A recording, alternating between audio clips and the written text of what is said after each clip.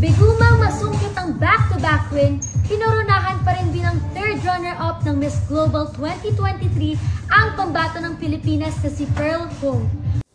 Behind the scenes sa kaganapan sa pagiging star patroller ni Andrea Brillantes sa TV Patrol, hindi maiwasan kakabahan si Andrea dahil first time niya itong gagawin. Nakasuot si Andrea na kulay ube na damit at nababagay ito sa kanya at para talaga siyang totoong newscaster. All out ang galing ng Pinay sa pageant na ginanap sa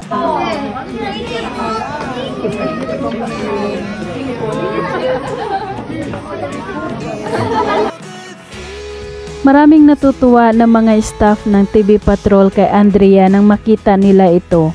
Nagpapapicture sila at pati na rin sina Bernadette Sobrano, Henry Umaga Diaz at Kabayan Noli de Castro. Naganap ang guesting ni Andrea sa TV Patrol noong January 20 at na-deliver naman niya ng maayos ang pagiging star patroller niya.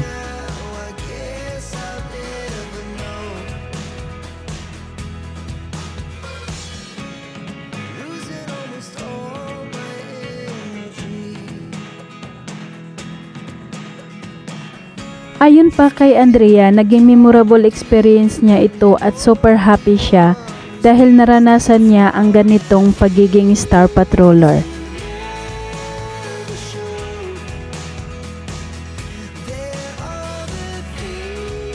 Samantala, pagkatapos naman ng kanyang guesting sa TV Patrol at nakabihis na si Andrea na nakasuot ng black skirt at white long sleeve, pinaunlakan naman niya ang ibang mga press na ma-interview siya. Tudong ngiti naman si Andrea na humarap sa kanila at sinagot lahat ang mga katanungan.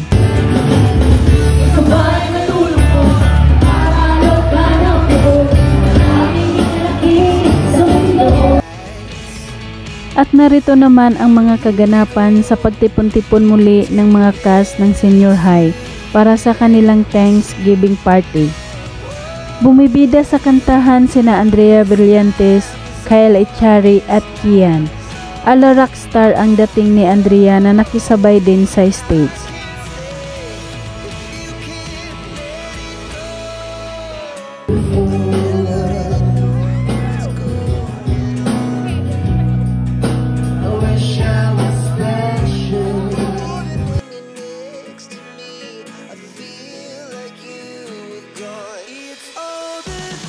Naging successful ang naturang Thanksgiving party. Masaya ang lahat na nakijamming sa kantahan, lalo na si Andrea Brillantes na nag-i-enjoy sa pagpe-perform sa stage, na nakasuot pa ng t-shirt na jersey na may nakasulat na senior high.